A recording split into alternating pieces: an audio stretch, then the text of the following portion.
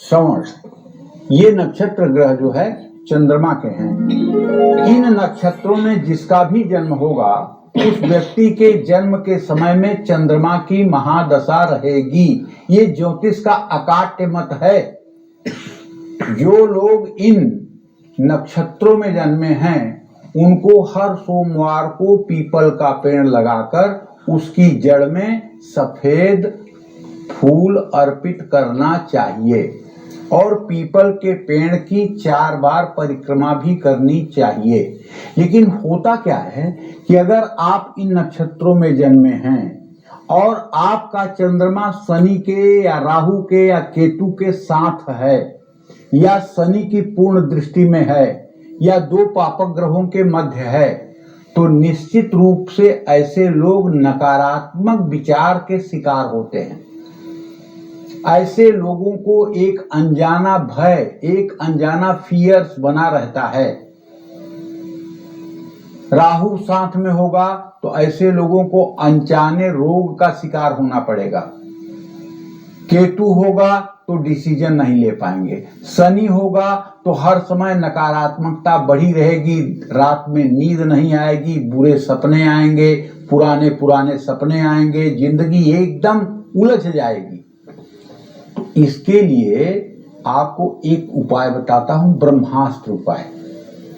सुबह स्नान करिए, सूर्य को जल दीजिए, प्राणायाम करिए और उसके बाद पीपल के नीचे जा करके एक आसन बिछाकर पूरब की ओर मुंह करके अपने श्वासों पर रुद्राक्ष की माला से या बिना रुद्राक्ष की माला पर ज्ञान मुद्रा बना करके, ज्ञान मुद्रा अंगूठा और तर्जनी को मिला लीजिए और अपने घुटने पर रख लीजिए। अलथी पलथी मार के बैठ जाइए अगर पद्मासन नहीं लगा सकते। ओम सोचते हुए श्वास को नाभि तक ले जाइए और जूम सा सोचते हुए श्वास को बाहर निकालिए। लेकिन श्वास खींचने में जोर मत लगाइए, श्वास निकालने में जोर मत लगाइए। सामान्य गति से जैसे श्वसन क्रिया आपकी चलती है उसी प्रकार से सांस को चलने दें। जाती हुई सांस में ओम सोचना है, न ओठ हिलेगा न जीभ हिलेगी, और निकलती हुई सांस से जूम सह बोलना है, जूम सह सोचना है। ये उपाय 24 मिनट करना शुरू कर दीजिए। 40 दिन गिन करके अपने कैलेंडर में निशान लगा लीजिएगा। 40 दिन के अंदर एंजाइटी, डिप्रेशन और किसी तरह की फोबिया या भूत प्रेत का भय होगा वो सब का सब समाप्त हो जाएगा और आप एक सूरवीर की तरह जीवन जीना शुरू कर देंगे। ये 40 दिनों का उपाय आपके 40 जन्मों के पाप को जला करके राख कर देगा। सिर्फ 40 दिन पीपल के सानिध्य में बैठ करके इस मृत्युंजय मंत्र का जप श्वासों पर कर लीजिए, जिंदगी बदलने में क्षण भर नहीं लगेगा। तो पीपल की 4 परिक्रमा अंत में कर लीजिए। पीपल की सूखी टहनी अगर मिल जाए तो उसे पानी में डालकर स्नान भी कर सकते हैं। पीपल का एक पत्ता सोमवार को या अपने जन्म नक्षत्र वाले दिन तोड़कर अपने कार्यस्थल में किसी अच्छी किताब में रख लीजिए। इससे धन लाभ के रास्ते खुलेंगे। सोमवार को पीपल के पेड़ के नीचे घी और कपूर मिलाकर दिया जलाइए। ऐसा करने से घर की महिलाएं भी सुखी रहेंगी, सेहतमंद रहेंगी। आपके मन को बल मिलेगा और इम्यूनिटी भी मजबूत होगी। जय मां विंध्यवासिनी। हस्तम च मंगलम प्रणमाम्यहम।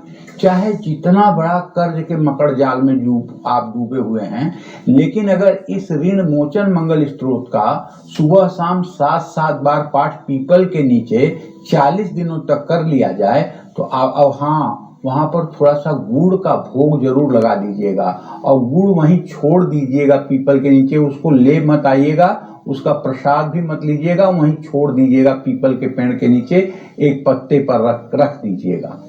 और ये उपाय 40 दिन लगातार अगर आप कर लेंगे तो मुझे पूरा विश्वास है कि कर्ज मुक्ति में आपको राहत जरूर मिलेगी। जय मां विंध्यवासिनी। दर्शकों को पता है पीपल का एक ऐसा वृक्ष है जो दिन और रात दोनों समय ऑक्सीजन छोड़ता है।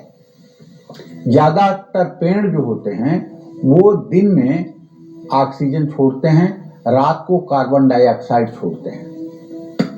ज्यादातर पेड़ रात में प्रकाश संश्लेषण बंद कर देते हैं, लेकिन पीपल का पेड़ इस प्रक्रिया को रात में भी जारी रखता है और ऑक्सीजन देता रहता है। ये पेड़ कार्बन डाइऑक्साइड, सल्फर डाइऑक्साइड और नाइट्रोजन ऑक्साइड को अवशोषित कर पर्यावरण को शुद्ध करता है। इसका छाल, पत्ता, जड़ और फल ये आयुर्वेद में उपयोगी माने जाते हैं।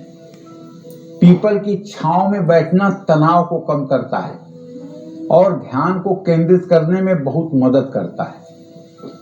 पीपल के पास बैठने से तनाव, चिड़चिड़ापन, चिंता में कमी आती है।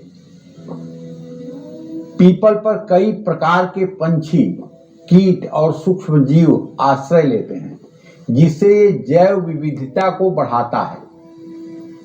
इसकी छांव बहुत घनी होती है, जो स्थानीय तापमान को नियंत्रित करने में मदद करती है।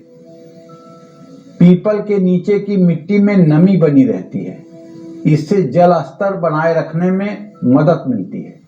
पीपल के विभिन्न हिस्सों में एंटीऑक्सीडेंट पाए जाते हैं, जो शरीर की रोग प्रतिरोधक क्षमता को बढ़ाते हैं। ये है पीपल का वैज्ञानिक महत्व।